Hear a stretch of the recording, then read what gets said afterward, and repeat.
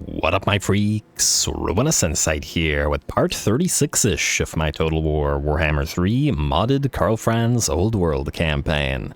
So as we saw last time, we had the Myrmidia army make its debut against the Nurglites. Was a decently tough fight for them, and I do love that whole color coordination thing and that they've got going on. It will be an army that gets stronger as we replace the Lord, but it's already looking pretty darn okay. In terms of what we're doing this time around, well, it's pretty much the same as always, creating bigger and better buffer states as we continue ever advancing until we start the next campaign. Now, rather than going in order this time around, as we're effectively in a new turn with everybody to move, I'm sure Karl has an interesting fight, but I'm willing to bet it's not going to be as interesting as this because it's a debut battle for the Sigmar CARAVAN army. So, this is the one that we're going to do. We'll see if we can take on Kugath. The Nurglings shouldn't be a big issue, but, well, Kugath is a major issue with the massive amount of damage that he can deal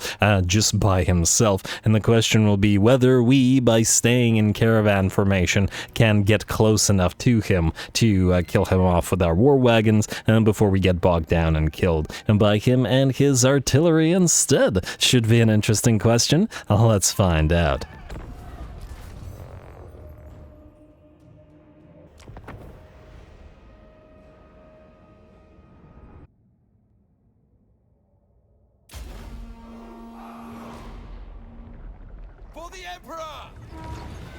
Alrighty, here we go, our caravan of Sigmarites versus the fairly decent army specifically for Kugath. Yes, it's giant piles of plague bearers, but they do work well with Kugath himself. Anyway, while I would have liked to immediately start moving the caravan, it looks like the enemy will summon a unit of plague bearers right to our front, which means we cannot immediately start moving. Unfortunate, as that means Kugath will get the chance to keep bombarding us with those annoying, I don't know, Nurgling chucking things that he does. But anyway, it's going to take a little bit to work our way through those plague bears. Going to help our way with a nice little searing doom, and the magical damage of the Sigmarite disciples I'm sure is helpful as well. And I just got to get through the massive HP pool that the plague bearers have. Also, for those unfamiliar, or for those that didn't watch the Thorgrim campaign rather, I started the whole caravan army thing there, where essentially we have to the goal of the army is to maintain a caravan formation around the central units, which are primarily the war wagons, because, I mean, they're basically the only card units that we have, and we put the 2 land ships in this army as well. Now, in the Thorgrim campaign, I did a single sort of longer caravan that sort of stretched back, but it didn't have these 2 lines together. I don't know whether we'll keep it like this or put 1 land ship in the front or 1 in the back. I'm just going to try it out between different battles. And the main reason I decided to spread this one out a little bit more compared to the other one is that the Slayer pirates and the Rangers that made up the other one, a lot of range damage. We don't have that here, so I gotta spread out a little bit more to do the damage. But anyway, the caravan keeps on moving. We're gonna just try to punch through those Nurglings as best we can and try to move towards Mr. Kugath himself. Nurglings will swarm us, and Nurglings are a very solid unit. They're super cheap and they're very effective, like zombies at tar pitting, especially with the boundless healing that is offered by the allure of Nurgle. So we'll see. The armies of Sigmar and the Sigmarite disciples together stand against them. Of course, we have the Shield of Faith and the Sigmar, or the Hammer of Sigmar, whatever the thing is called. Is it, yeah, Grand Hammer of Sigmar and regular Hammer of Sigmar, massively bumping up all of our stats here. Though the armies of Sigmar perhaps need the Doom of Nagash more, and frankly, we have that now, so the additional magical damage on them is quite helpful. The enemy continues swarming our caravan, and ooh, okay, I don't know what the heck that was supposed to be. Okay, these guys are quite moved forward by accident. I think I tried to move the caravan forward, but only the things in the middle could move. Anyway, they're just going to go back in the center. Kugath will continue dropping those Nurglings upon us, even as we continue fighting Nurglings. And the war wagons will stay in the center, provide at least a little bit of fire support, primarily against the beasts of Nurgle, which in SFO are much better than in vanilla due to the fact that they have 4 units, but fortunately they are big boys, or medium boys, and taller than the standard infantry, meaning we should be able to gun them down with those wagons. Even if the wagons can't really help against the Nurglings. But you know, Nurglings versus piles of flagellants and Sigmarite disciples should definitely go in our favor. Either way, there we go, the war wagons are firing away at last, doing a little bit of trickle damage to the beasts, though not as much as we'd like, as the Doom of Nagash has ended. We do have plenty more uses of it, but they are on cooldown for now, so we're just going to have to gun these guys down without the additional magical damage that we could really use here. The enemy will also provide a little bit of extra damage by having the Festering Stooges. Plague Bearers use their range ability. It's a very, very scary, high damaging sort of special range weapon that they have, so we are going to Gehenna's Golden Hounds them to make sure that they don't get as many of those off. Kugath continues to drop those darn miasmas of Pestilence Sonus, counteracting to some degree the Grand Hammer and Hammer of Sigmar combination. Fortunately, the extremely high melee attack of the Sigmarite, or the armies of Sigmar and Flagellants, means that we're pretty okay. Our formation has deformed a little bit, but that's hardly surprising, as again, we have no range really in this army, so we have to make use of the blobs of flagellants, and frankly, I imagine that actually commanding piles of flagellants, doom cultists that they are, is something like herding cats, so yeah. Can't really expect them to maintain a tight formation around the caravan. Alrighty, on the bright side though, it looks like the Nurglings are nearly spent. The beasts have been sniped by the war wagons. A little bit more work shall get rid of, hopefully, the last of the Nurglings, allowing us to move forward. Cannon fire and the missile fire from the land ships and the war wagons will snipe the last of those Festering Stooges.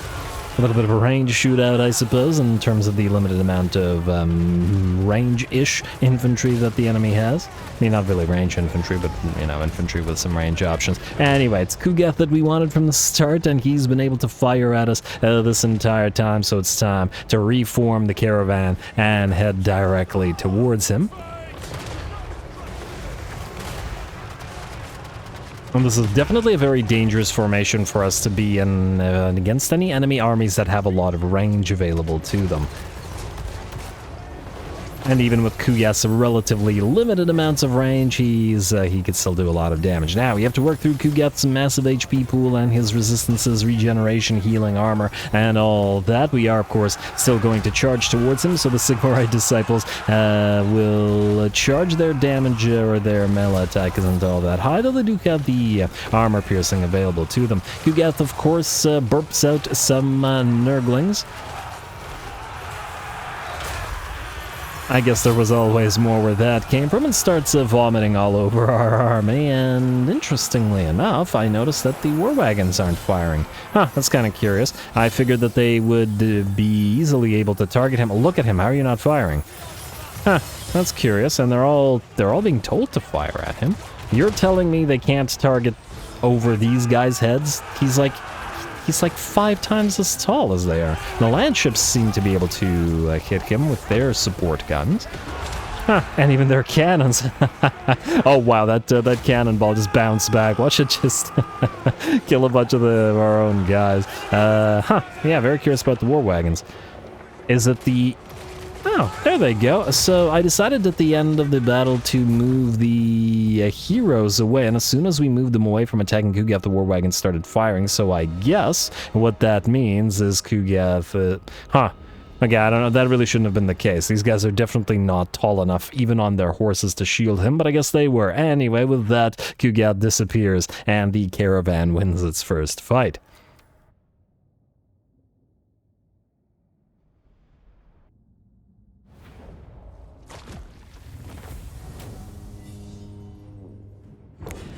Alright, there we go. Unsurprisingly, Kugath got by far the most damage, 146 kills, and Warhammer 40,000 damage on top of that. Good for him, but alas, not good enough to stop the faith of the caravan of Sigmar, who managed to wipe out all of his basic units and then head directly towards Kugath himself. Obviously a little bit difficult to keep that formation with this particular army. In the in Thorgrim's campaign, the Caravan army had a lot more range ability due to the presence of piles of Slayer pirates and Rangers, all of them effectively being hybrid units. So I suppose units like Nordland Mariners would be a lot better to sort of fulfill an identical niche in terms of being able to fire back, especially against enemy range units. But here, we're pretty much all melee with the exception of the Caravan itself, and which has those war wagons and land ships. I haven't decided whether we want this one to be a big old long snaky caravan or with that sort of more girthy caravan that we did here that had the war wagons and the land ships two abreast essentially.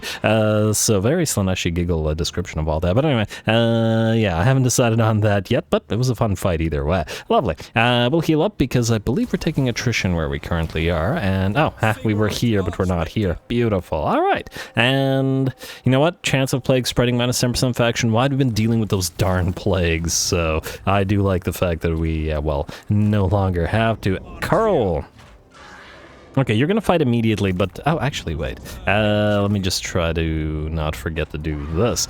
Gunter, you're going to proceed to Monolith of Valmir, and then Karl will reinforce it and then proceed to Aisling's Conclave afterwards. Hopefully this is the edge of these guys' territory, because we're looking to move, we're looking, hey, another Armor of Destiny, nice. We're looking to move towards the next, okay, you don't need that Armor of Destiny, random guy. Hello, leveling up nicely. Maybe just have you lead an army. Karl, you're gonna pop into Trench's stance, and you're gonna attack Aisling's Conclave, well damaged, admittedly. And that does say close victory. Got some okay stuff here. They got some Minotaurs, a couple of units of Blood Crushers. It's tier 4s and 5s, and it's pretty solid. We're mostly tier 3 in this particular army. With the exception of the Royal Altdorf Griffites, I think it's all tier 3. Now we got one tier 4 and the legendary unit of Karoberg Greatswords, but everything else is tier 3 other than the Royal Altdorf Griffites and the Tinkler's Riksguard. Nonetheless, this is all regiments of renown, and alright, we'll fight it. But let's give it a minute until we move everybody else around. Anyway, Dolph, I guess you would probably move towards Festerhole while Albrecht here captures Seepgore or retakes Seepgore so that we can instantly transfer it to these guys. Auto-resolve this. And it didn't even kill the war wagons. Frankly, I wouldn't have cared if it did, because this is an auto-resolver army, but nonetheless, I wanted a Helm of Discord in another army, so this is going to go away from you. Seepgore, you're fine. And we will transfer this as soon as I remember to do so, and Dolph, I imagine you'll take Festerhole next turn. Maybe even sack it and allow... Oh no, Albrecht won't be able to reach it. I want to wipe this faction out in two turns, but I think that's not going to happen. Not that it matters over much. Gavin, you've taken Warpstone Meteorites. I guess Uzi Camp is next. Let's see what we've got here. I wonder where Tretch is hiding. Oh, wait. These guys are holding Tusked Suns. Hold, and where are the rats hiding? Chaos Rebel Uprising. Okay, well, this is obviously an auto-resolve. Huh. How many territories does Tretch have then? Longshots cap, Clan Rictus revealed. Don't collect the income because we'll trade it to the dwarfs. So let us... The heck is this? The Baleful Prince's Muses. If Tretch is here, this little auto-resolve army might have a tough time with it. Well, I guess we're about to find out. I guess the only decent option is Time of War for the tiny little bit of charge bonus, because nothing else is helpful. Well, funnily enough, against this little demon prince it would, but other than that, not really. War wagons... They don't benefit from Artillery Master, at least the regular ones don't, as I recall. Imperial Gunnery doesn't benefit them either. Yeah, I guess it's just straight into Time of War. Or we could just try to move towards Benediction a little bit faster. Frankly, let's just get one of these. It doesn't really matter. Alrighty. You're going to declare war on this guy. Kill him. Declare war. We can't leave him here either way. Even if it's territory that we'd be trading to the dwarfs, if we leave him here, he'll just, you know, annoy them, annoy us by virtue of it. Remember that, I don't remember which faction it was. Remember that little army that split itself into like 4 armies and we kept chasing after? That was infuriating. Anyway, go to Mount Squighorn, please. And still no Tretchy. Alright. Well, kill that or auto-resolve it. Dragonbane Gem, occupy. take away the Dragonbane gem and hopefully turn it into something, should I remember to do so. And then I would like to say, oh, don't be a plague man. No, just a Doom Engineer. That's not bad. I don't really care about that. 2 more territories. 1. Where's the other? The heck? Don't tell me they have a settlement down here somewhere. Oh no. Because I don't... Oh, it's probably this. Is this a ruin? Is it Bloody Tooth's Folly? I might just peace out with him after this one territory is gone, because I don't really want to search for him. Oh, this could be it as well. I don't think, wait, Skaven... Yeah, say there's too many clans, Skaven clans rather, and I don't remember who's where, so... okay, well, whatever. Either way, his faction is pretty much screwed. Let's see what else we've got here. Jürgen Wagner, I believe you are next, sir. You... Well, you previously were giving chase to village, now you have to chase, is it, Varg? And if it's Varg, that means it is the other chariot himself, Surtha Ek. Alrighty, well, let's hopefully get him before he reaches Nalheim, and then we have to move back around there, but whatever, all good. Governor Hertzela, we don't care about. Waldemar Biber, you're gonna kill Sulfanet, and thereby destroy for good the Dark Elves here. There we go. Hargonot destroyed, and I imagine only the... Oh, wow, you can reach all the way here. Oh, no, you can't. You can go below it into the sea, but otherwise, no. Marcus. Oh, well, if anybody's going to go up there, it's probably you, sir. And go to Drifting Castle and besiege it.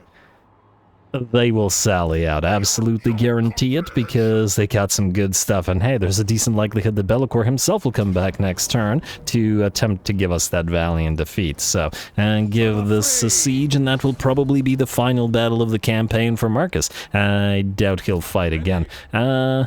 You guys could probably return to our own territory, so start moving towards the Bleakmoor. I think we will abandon Auckness and then try to get the, these elves to occupy it. We could trade it to the Cathans, but I'm pretty sure they can't use the frozen climates, and they'll just, you know, it'll all rebel, and then the Dark Elves will get revived, and it'll be a whole thing. On the other hand, it would be faster than doing this. Climate -4, right? It's probably the same thing. I doubt that Frozen is... Well, I mean, it's red territory for us. I don't know if it's red or yellow for Cathans, and that's a big question. If it's red, then yeah, it'll rebel. You know, I'm pretty sure Nagarath can take it just fine, so we'll leave it to them. Frankly, I'm not sure that the campaign will last long enough for them to take it or not, so I think it won't matter either way. Anyway, Land Admiral Tintla and co, you are headed down southward. You have guts to deal with the remnants of those parts of Sartosa. Alrighty, Elspeth von Draken, you... I guess are headed to school mines? Nowhere else to be.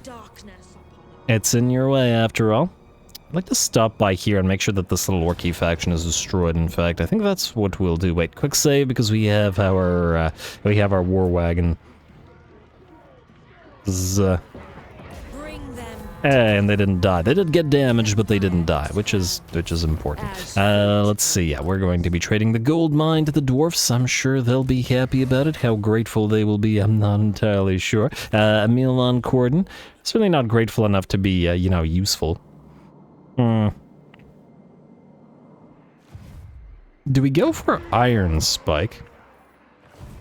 It's actually well defended. You know what? These guys don't seem to want to take Chateau Levar, so I think we're going to take it ourselves. Trade it to the Karazakarak dwarves so that we can give them these mountains. I mean, I guess we could give somebody here these mountains, but it doesn't really matter. I just don't want these guys coming back, so let's take Chateau Levar as well. Alrighty, and... Oh, I guess we could also... Well, I was about to say we could trade it to Carcassonne, but that's not really helpful either. Repair this and then pop you, at least for now, into... State Troop Levy. Alright, and that was Emil von Corden. And who's next? It's Gustav Schneider. You are sort of an auto-resolver, so it frankly doesn't really matter where you go other than the fact that you're going after these ogres, so keep traveling through Khemri territory until you can auto-resolve some stuff. Balthazar Gelt, you are still going after the Tomb Kings. I shall be victorious. And I'm still very irritated at Teclis, but yeah, keep going over here, man. Yeah, keep going for the territories that we've already dealt with. So, useless AI. Absolutely garbage AI. I'm going to hold a grudge against Teclis after this, and not perhaps to the degree of the Greybeard's Prospectors. That is an eternal grudge, but Teclis, I'm going to remember this. And when there are situations where I can either destroy you or let you live, I think I'm going to pick the former at all times. Anyway, another Extinguished Phoenix Pinion, though. Aldebrand, I don't think you would be the one holding it. We give those to wizards, and I'll try to remember to do so. Anyway, Bloody Hand is destroyed, and we continue. And we're not giving any of these territories to Teclis either. They're all going to the dwarfs. In fact, the more Teclis annoys me, the more powerful we will make the dwarfs. Useless though they've been in this particular campaign, I admit. Baldric Stroam, oh, right, you were besieging Monte Castello, so let's just take that with a quick little auto-resolve, no problem at all. Alright, great job to the Hawklanders. Collect income, nope, and we'll trade this as needed. Who is after you? Stefan von Kessel, you are healed up, at least to some degree. Do we go back to Monolith of Harald, Virlas, or do we go for Foul Fortress? I guess we should probably link up here. Although Benessing is moving this way, he wants to move this way as well. Alright, fine. And we'll go for Foul Fortress first, because I think it's a bigger sort of investment from the Tzeentchins. It is their capital, and it is a Tier 4 settlement. Pyrrhic victory, but we're not fighting this for obvious reasons. Heavy damage, but unsurprising. Occupy. Let's just hope that we don't get those annoying mutagenic energies on us. Hey, and from all the auto-resolve, we get the body counter trait on Stefan von Kessel. Funnily enough, it's a really good trait that you'd want on somebody like Karl, especially at the higher tiers. 20% HP bonus is crazy. So I guess there is incentive to, you know, auto-resolve a bunch of times with an army that's likely to take massive casualties each time you do. It's just that I'm generally too lazy to do it just to acquire the trade. But it is something I will probably try to remember, especially for certain lords that are really into HP stacking. Karl's pretty good, but he's not really an HP stacking lord in the same way as like Kugath or somebody. So yeah, but anyway, let us go into, I don't know, it doesn't really matter, Host Vestag, State Troop Levy for faster movement, whatever. Alright, and the Dark Elves will be out of the picture soon enough. Theodric Gusser, I'm just going to move you right now because I'm going to, oh, wait, you're not going to be able to do this, not with defenders there. You could try to go around this and go to Serpent Jetty. Now, you know what, we have to stay here or else they'll move here and take Monolith of Airlock. Although then again, I suppose we could just, no, I was going to say we could just give it to the Urson Revivalists, but that's not going to happen. Or at least it wouldn't make a difference because they're at war with them as well. So whether it happens or it doesn't makes no difference is what I'm getting at. Anyway, do we go this way? I was going to send Emil von Corden to Skaven Blight. I mean, Humphrey Burkhardt can do it as well, but there's, I mean, this is all presumably Skaven territory as well, so we're just going to have to deal with this first. And then Nakari might come our way at any moment as well. Gwalkazar will auto-resolve this. Please don't kill the war wagons. Now it'll heavily damage Dialg Battalion number 5. But why? I want inventory within the hour. That one, I admit, is somewhat curious. Free Book of Assure and another Warrior Bane. I'll take it. We have very few of those. Expert in innovation. And we could always use a few more. Theodric Gosser, okay, yeah, you're staying where you are. Volmir von Raukov, you're kind of staying where you are as well. Bruno, I didn't move you? Oh, you're in range of this. I think we're not declaring war on these guys this turn, so you're just gonna sit right here for the turn. Kurt Helborg, you have defeated, oh my lord, more of these guys? And this is going to be something of an annoyance as well. Huh, I wonder if they'll actually fight us in a siege. You know what, I would be really happy if they did. How many defensive siege battles have we had over the course of this campaign? Not a lot. Anyway, this may be worth fighting. We'll see. You're gonna move, I assume, from the first attack. Oh, let's also level up before we go. You. I think we did the entire red line, or at least that of the red line that we're gonna pop into this army, meaning we can go through flow of battle. Let's get your blade shield as well. And then you, Jade Wizard. I guess you can max out Dwellers Below and Flesh to Stone. Yeah, I use those spells a lot less than the other spells in the lore, but you know, just to have a complete lore effectively. Anyway, you're gonna run, I take it. You are, and then hopefully not. So don't go around. Don't do it, you little jerk face. Why must your face be that of a jerk? Anyway, kill this then, and then auto-resolve it, and then heal up, and see if you can't give chase to this jerko. There you go. Go after Barbaros Balefire. Auto-resolve, and heal it up. Enemy killed in battle, enemy killed in battle, the potion of Farsight. Who is this? Steel Fist Reavers. I don't know who you are. Hey, there's Kolek. Maybe after taking down Scarbrand, Kurt will get him as well. You are allies with everybody that we're at war with. You're not at war with anybody. Go figure. Well, you're about to be. Declare war. Don't call allies. Don't care. I assume the Keepers of Bliss. Oh yeah, everybody's gonna join. Well, isn't that fun? Will it make any kind of difference? I don't imagine it will. You're gonna go into regular stance, and you're gonna take Siok Traken. I know how to resolve it, and then that'll allow you to heal without suffering attrition in your current territory. Lovely. And then don't collect income. The Slaneshi corruption is kind of an annoyance. I don't think actually Kurt's army can easily fight the Slaneshi. Oh, that's why I didn't want to do that. I was wondering why we hadn't been at war with them earlier. It's because they'll immediately move to Grung Stekbrud and then possibly to Krakaravensvak. Okay, so then we're going to have to move back around this way. Not that we care about these territories, mind you, but it's the principle of the thing. Grung Stekbrud, I mean, I guess try to build this. I fear that it won't work.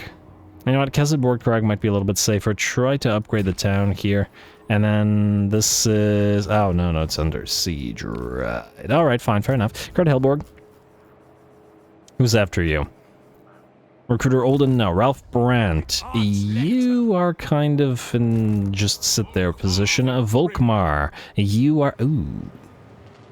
Huh.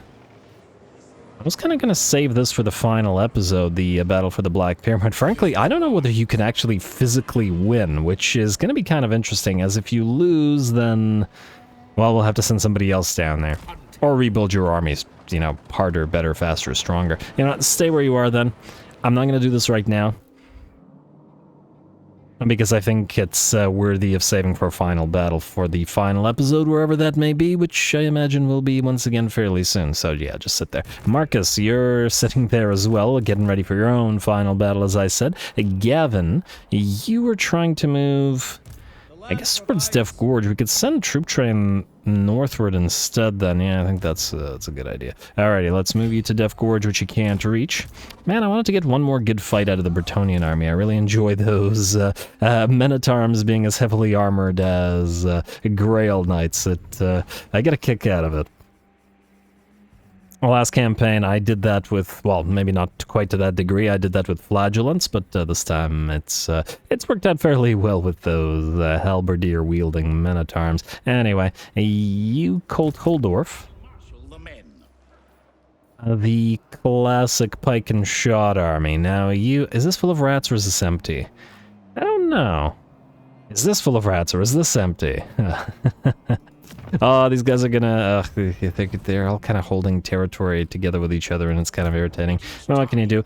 Go here, I guess, see if it's empty or if it's not. I mean, if it's full of rats, just kill them all. If it's not full of rats, find some rats and then kill them. How to resolve this? Okay, why the heck did that happen? Why would... Why is the auto-resolve so wacky? Okay, occupy... It always finds a new way to annoy me. So what is that? I mean, come on. The cannon. It would be the most protected out of all the units. Unbelievable. Anyway, Colt Hildorf goes after you, guy. You are gonna be followed up by Mr. Colt Thorpe's, the Colt, and the other Colt. Oh, right. You need heroes. I was gonna have you go to the Vale of Webs. Okay, you know what? Here's what we'll do. You're gonna go here. Actually, do you need heroes? I mean, a couple of Empire Captains would be nice. We could have them fight with the Wolfkin and also give them some armor. We can't build caps here, though. Can we build them here? Can we build them anywhere nearby? Okay, it looks like we can't build them anywhere nearby, therefore I'm not gonna bother. You can just transfer these Knights of the White Wolf to this army then. I mean, they do work with it. It is another Ulrich army, so it does make sense. 1 unit short. Put the Tempelhof Luminarch in it just for fun. It would give the... it would give the aura of protection to the Wolfkin if they were near them, I guess. And it would also give siege attacker to the army, which would otherwise... Well, actually, they would still have it because of the Amber Wizard. And it's also the fact that I don't have this Tempelhof Luminarch anywhere. We'll just pretend it's an ice unit. Oh! Call it an ice prism, like the light focusing thing here would be a big ol' ice thing. Just use your imagination. Are you guys convinced? I'm convinced. We're doing it, just because I can. Anyway, you're gonna go for the Veil of Webs then. And what was your name? Colt something. I remember that it was the second Colt, but I don't remember Thorpe's. Alright. The follower to Colt Thorpe's will be Ernst Puttkamer. Alright, the Pistol Army. Man, I was going to use you, but now I think that we're probably not going to move you again. I don't think you're going to get anywhere. No offense. And then you're going to go this way. I'm not sure that you'll be needed either. Anyway, Crusader Wolfric Ergiger, you... Okay, I take it you can't reach Tallogas here. I wonder if you can reach Oh, you should be able to. I got some good stuff here. Alright, mate. This may be worth a fight. So, Crusader, you're gonna go here to ready to declare war on those guys next turn. You're gonna follow. Gustav Schneider is going where he's supposed to be. The heroes are going where they're supposed to be as well. You are missing 1 unit of questing knights, but I don't think we can recruit them as yet. Let's see. Crusader, Wolfric Ergiger. Who's still there? Mars, no, I went too far. There we go. Troop train, you're sort of fine where you are. Keep going up this way. Get ready to transfer those troops. Oh, why did you reset? Come on, man. All right, you are fine. Helmut Feuerbach, you are not recruiting. I don't think we need to anymore. Marius Leitdorf, you're sitting here to heal up before you attack Ironclad Skull's Hold. Luthor Custerman, you are here as an auto-resolver to help Ben Essing out. Although in this particular turn, it might not be necessary. And Monolith of Valbrand Fireblade can be freely occupied like so. And then if we take Sortsvener Hall... I wonder if you can reach this in one go. It'd be really good if you could. Alright, that means Ben Essing can start moving this way instead. And then you can just bounce like this. Yeah, we're almost done with Norska. Fantastic. Alrighty. Well, that'll keep the Empire nice and safe. Oh, hello. I wonder if Balefish Alderbrand will attempt to attack us. I'm certainly willing to see it. Always interesting to see the Grenade Army fight. In fact, just in case it happens, we should level up. Do we have everything that we needed here? Strength of Hardship? No, we need to finish up with Imperial Gunnery because you have mortars. Alright, and the rest of that looks fine. Taste for Battle and Strength of Hardship, neither one helps the... yeah, neither one helps those units. Route Marcher would be fine as well, but we're probably better off moving towards extra powder. Though, you know what, let's get Sigmar's Ward because the extra missile resistance will be helpful. Even in a tank, you don't want to get hit by too many missiles. Then you're on the Pegasus, that's fine. What else do we want here?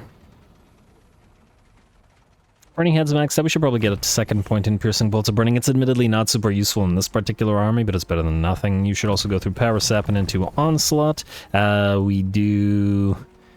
You know, just max out the lore, except for Fireball, because I don't care for it. Screw it, just max it out as well. Or it's gonna bother me. Alright, you. Get a restock and then all the same stuff that we always get on these guys. It's a matter of course now, and then we are the elite for you. And then you... can pick up. We are the elite. I guess you're moving towards Deadly Onslaught because there's nothing else that you need. Alright, Gunsight into Always Ready, Deadly Onslaught. Do a little bit more damage, and then pop into Markakish and Sigmar's Ward. Though, funnily enough, these guys might need to be a little bit more fighty than other ones, just by virtue of the fact that this army has no melee line to speak of. But that's what, or one of the things that keeps it interesting. Anyway, who was that had moved? Not Marius Leitdorf, in the fact that we already moved him. Siegfried Schneider, you were going to try to find some Cornates to fight. And I guess you're still very much on the way. Alright, keep going. Wolfram Frankenwater, I was going to use these things for another army, but I think we no longer have the time, A, to complete the building of them, and B, to actually get them somewhere. Emil Hammerheim, try to find some enemies. Yeah, the problem now is trying to get somewhere with newly built armies, because they're really far from the borders where the enemies are now. Anyway, Dietzhaus, you're going to take Correct Peak. Should be a quick and easy one, I would imagine. And auto resolve, this better not kill the okay, just quick save it just in case it does. Resolve, and no, it's fine. Alright, occupy. Someone get me a report on the defenses. Alright, hopefully, well, I fear that we need to go all the way to the Dark Citadel to run into Valkia's main stack, and, well, especially since it's probably going to be the only one that's well defended here. Chaos obviously doesn't care about these little garbage miner settlements, as they do nothing for them. So it's hardly surprising. Anyway, Arndt Thuringman, you are staying where you are, and Thomas Vissen, the more army. Oh, right, we really desperately need more troops down here, so yes, keep traveling down there. Albert Zek, Boris Broch, yes, you've got a fight. I assume you have a fight. I assume Talagas will actually fight you. Let's see how willing he is, let's say, to deal with our pile of knights. Let's get you enemy charge resistance. Probably doesn't matter over much against the knights. Will be the ones doing the charging anyway. This is our mixed knight group. No mage. Come on. Anyway, there we go. No mage and no heroes, though I'm still thinking that we'll probably put a couple of Empire captains in here on, you know, on horses in order to buff them and just take out the Drakvald riders. Again, I don't feel like they do too much in this particular army. Everybody else has a niche and they're just kind of fast, and that's it. But anyway, and don't get me wrong, I love fast units. It's just that other knights are basically just as fast, or nearly as fast, let's say. As fast, but without Strider. They're just so pretty good. Anyway, go.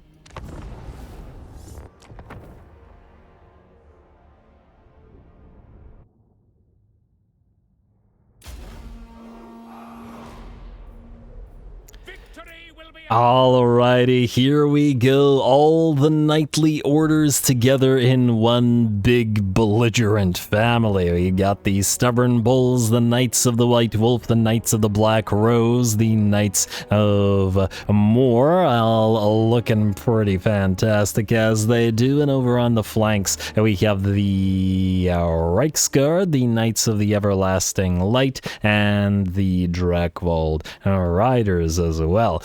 Lovely. So, the way that we... Oh, actually, I forgot about the Knights Panther, who also exist and are all the way back here. So, the way that we've deployed this is thusly. Over in the center, these 8 units surrounding the Warrior Priest are our basic cavalry, our non-shock, non-lance melee cav that can stay in combat. Still dangerous, but not as dangerous as the Lancers. They also have only about half as much charge bonus as the Lance Cavalry do, which have about 100 on them, and thus these guys are moving in on the flanks. The idea is that we will engage in combat with the regular cav in the center and distract as many of the enemy units as we can, while the Lance cav, you know, cycle charge and charge through the enemies. And the Knights of the Knights Panther are our only anti-large unit, or you know, our specialized anti-large unit. They're waiting behind the rest of this army to see where the enemy engages and go after the enemy Soul Grinder and the Great Dragon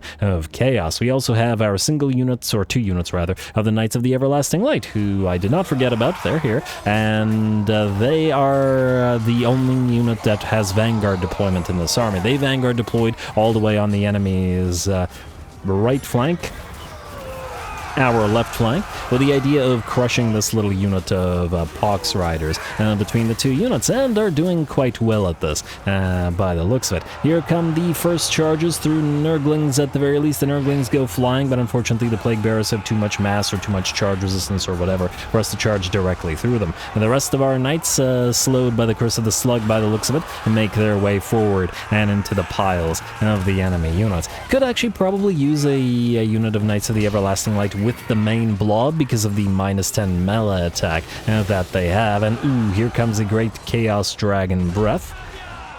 coming down on us and dishing out a decent bit of damage to one of the Knights of Moor, which take about 50% of their HP in damage. It looks like the Shield of Faith helped them out from suffering too much. The Knights of Panther were waiting in the wings, and now that the dragon has landed, one unit heads directly for the Chaos Dragon, and the other unit heads for that Soul Grinder. They are now engaged.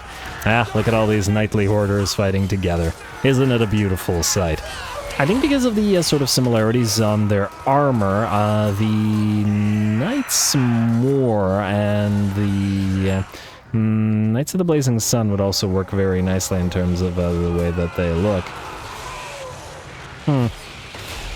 Just make lots of different knightly order compositions, which we kind of have done. But anyway, out here, looks like the Nurglings are very much in bad shape, though it's going to take a lot longer to deal with the Plague Bearers, Exalted Plague Bearers, I should say, and they're winning against the Reiksguard pretty handily. The Reiksguard, of course, supposed to be cycle charging as their Lance Cav, and the reason that they're staying here is they were waiting for the Knights of the Blazing Sun, or the Everlasting Light, rather, to defeat the Nurglings, which they have fairly quickly, thanks to their magical damage, then charge into the rear of these Plague Bearers. This means that while they have their charge bonus, they can attack, and this means the Reiksguard can now back off and then charge the enemy or another enemy instead as well. The bounce power has shifted to about 85, closing in on 90% in our favor. The enemy Lord has been defeated by our own, though at a cost of about 50% of his HP due to the Great Chaos Dragon attacking it. On the bright side, the enemy's right flank has completely collapsed. The great weapons of the Stubborn Bulls and the Knights of the White Wolf together crushing the enemy with a sheer amount of damage, and once again that aura from the Knights of the Everlasting Light -10 melee attack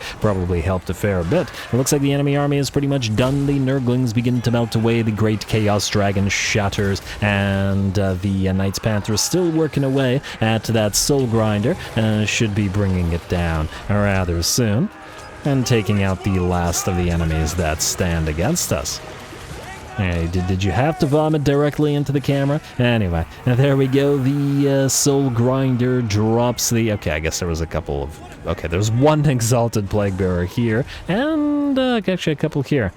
Between the Reiksguard and the Knights of the Everlasting Light again. It does take a fair bit to work our way through those Plague Bearers, doesn't it? But nonetheless, with the combination of all the knightly orders working together in unity at last, we carry the day. Very nice. And while we did take severe damage to a couple of our units, especially the one that got hit by that Chaos Dragon breath, we had enough knightly units to simply rotate the most heavily damaged units out and then have them start rear charging the enemy after being damaged, while the rest of the healthier units continued to fight. Lovely.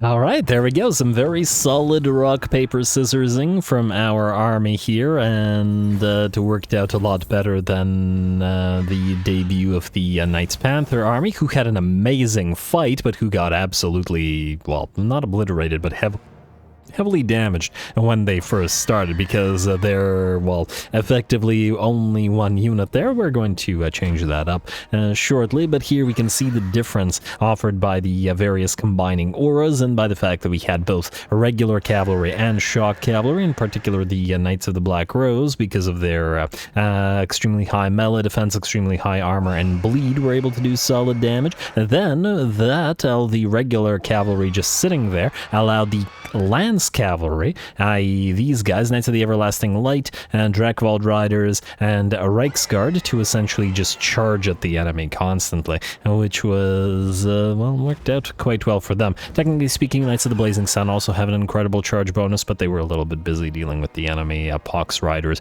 and Plague Drones, as they are our vanguard deploying element of this particular army. Anyway, my point is, worked out great, a lovely little fight. Praise Sigmar, and it's nice to see all the knightly orders working together in concert. All those knights, so many different types, in fact, I'm sure it makes the Bretonnian armies jealous. Praise Sigmar. Alrighty, then you cannot move any further here. I guess you're going to have to go to the marshes with these guys. Somebody needs to deal with all this. Oh, you don't have siege attack, or I guess it's only at the Tree of Beards. Would it be faster to go around like this, or like that? You could probably help out to resolve this, you know what, and go here. Help out to resolve this so that we don't take too much damage and then proceed. You are the appropriate lord for this army, right? Esteemed, yes you are. Okay, you're good, you're good. Alrighty, lovely. Arndt Thuringman, you're sitting here because, oh right, the Bretonnian unit. Did I check and then it's still unaffordable? Okay, it wasn't Kuhan, it was Carcassonne. No, it is now affordable, so let's get one more questing knight. Oh, we had one of each type. If only there were another Bretonnian faction, but whatever. Take the questing knights from Carcassonne, and that will effectively complete the army. I mean, I guess we could get another stubborn bull in here, assuming we don't. Well, we do want a couple of heroes, which will put us up to 18, as in Empire captains. Frankly, these guys need the extra armor that they offer. And everybody in this army could use a bit of extra charge, because the charge bonus is low, because these are not a lance cavalry. And probably a mage of some type. Might even put a couple of war wagons in here just to get the... Let's get it done.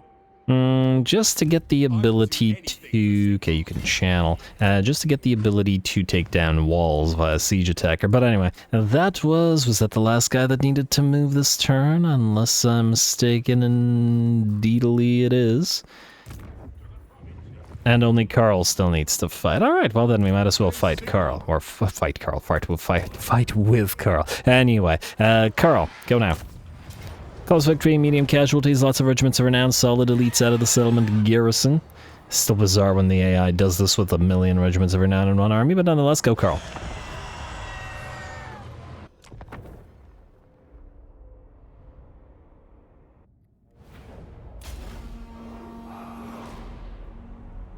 To arms, men!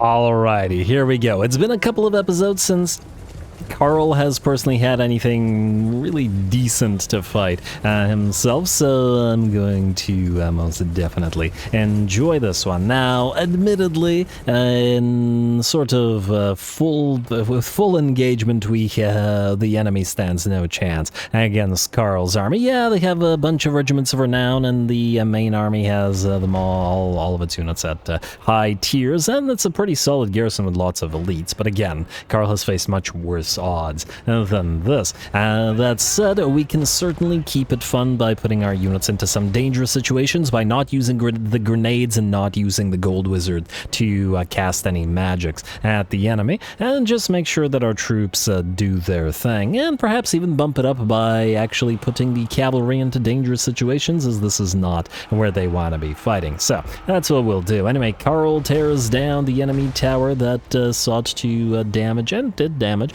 a decent bit of our units, and will now take out the enemy artillery. While we may not be using our own, it's only fair that we destroy the enemies as well.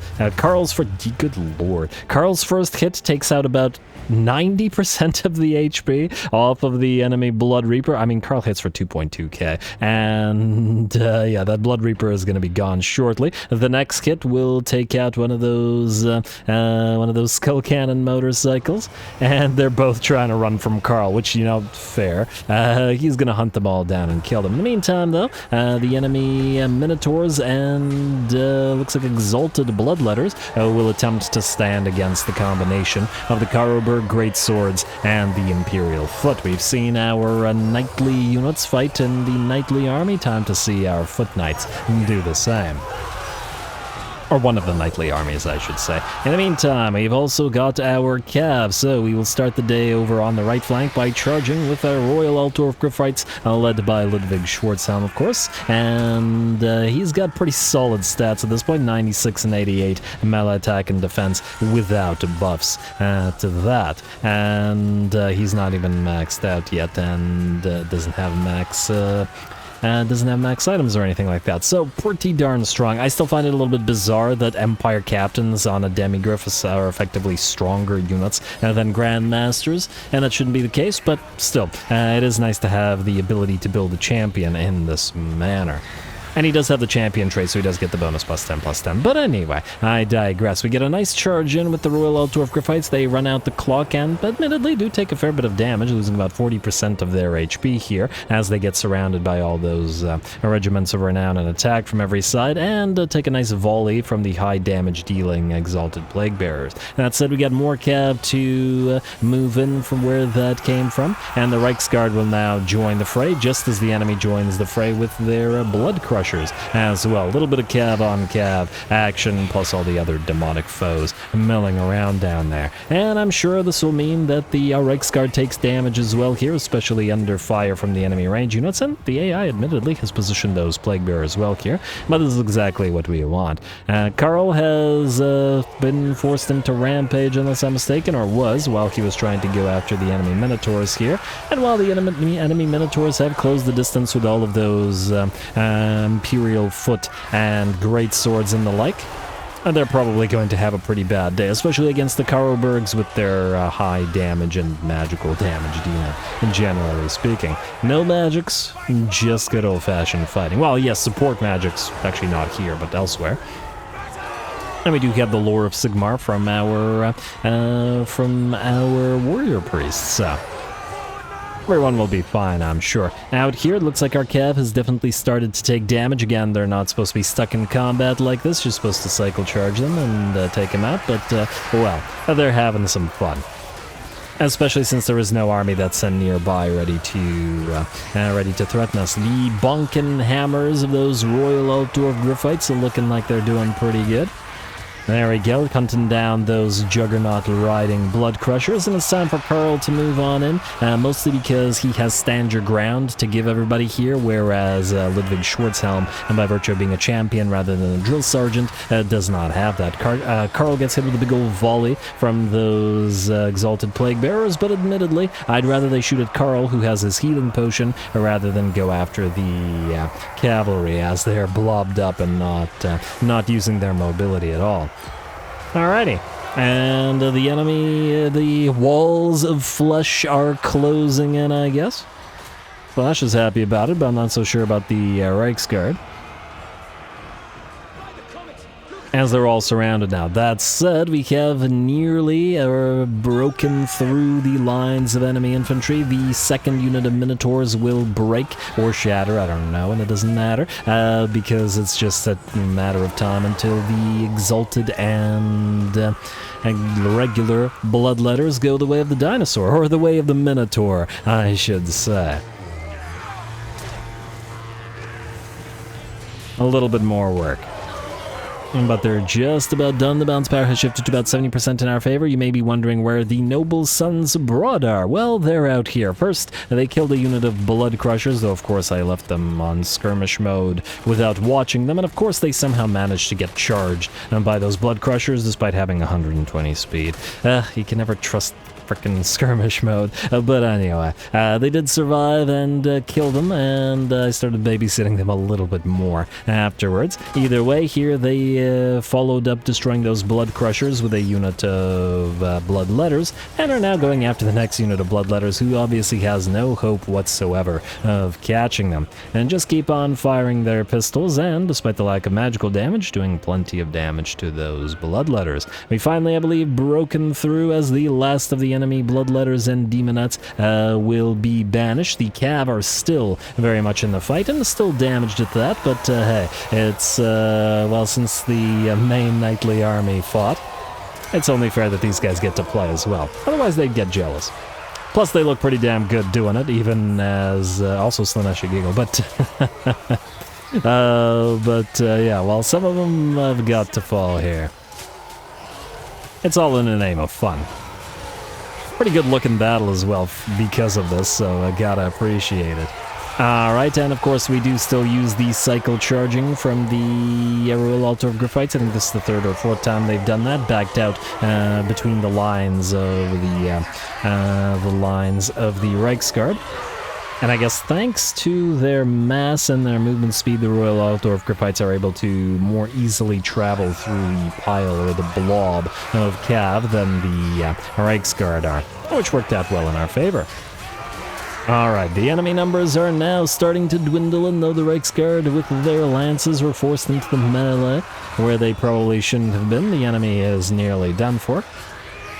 And I guess in the same manner that we had all of our knightly orders working together, this is a demon prince or demons of chaos faction. We can see all those demons are working together, undivided. Though we'll divide them, as in quarter them, rather soon.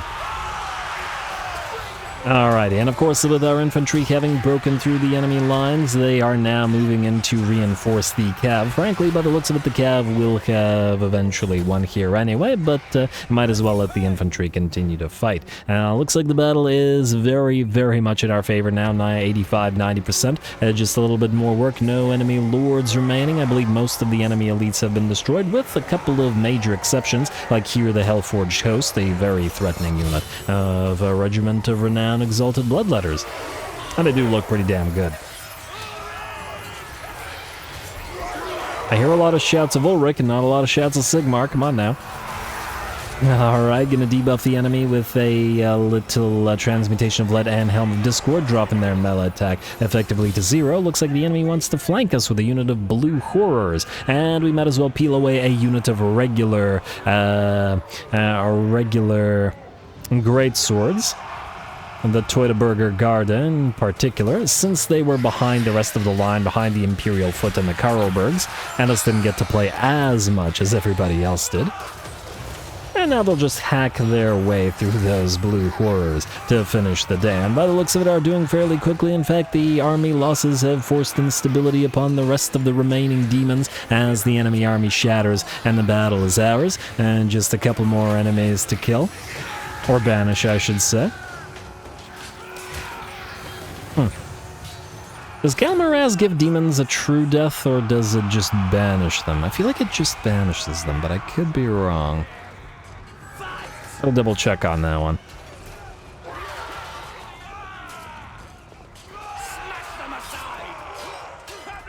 As I recall, things that giving demons true deaths in fantasy Warhammer is super rare. Significantly rarer, I think, than in 40k. Which is my instinct, though. But anyway, with that, the last of the enemy units will melt away. The great swords cut those blue horrors down, and I think that was the last of the enemy units that was still on field. And there we are. And just like that, though damaged we were, it allowed us to have a lot of fun with a very nice fight.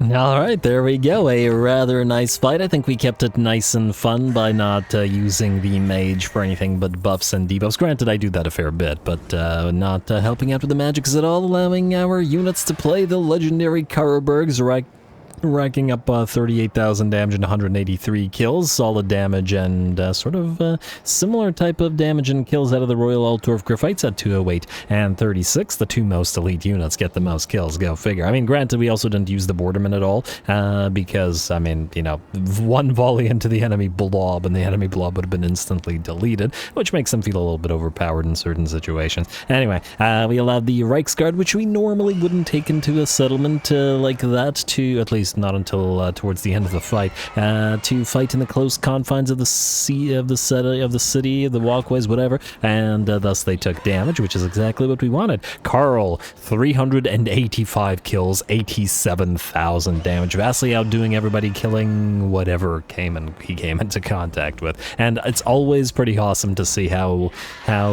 much damage and stuff Karl deals, considering he has no Mortis Engine effect, he has no contact damage effects, he has no spells, obviously. He's just good old-fashioned whacking away at jerks with Galmaraz, which is just lovely. Lovely, lovely. Anyway, we will occupy the place. Wait, was I going to sack this?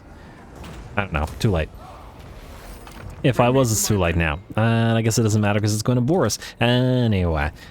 I'd love to give it to the dwarfs, but I'm pretty sure they don't like the Chaotic Wasteland. I'm not 100% sure whether that's the case or not, but I know I don't trust them with it. I mean, Look at all that negative control they have. They'll have a tough enough time dealing with the mountain territories they have. Anyway, folks, I'd love to end the turn because that's where we're at, but unfortunately we're out of time, so I'm actually going to call the episode here, because as soon as we end the turn, there's at least 2 or 3 fights to do, including Marcus Wolfhardt's final battle of the campaign, so stay tuned for that next time. Should be a toughie. We'll see if Bellicor comes back and we get one last hurrah out of him, and whoever else deigns to give us their last hurrah as well. So, more Karl to come, possibly, so stay tuned for it if it does come. Don't forget to leave those likes and comments below. All glory to the algorithm, and thanks for watching.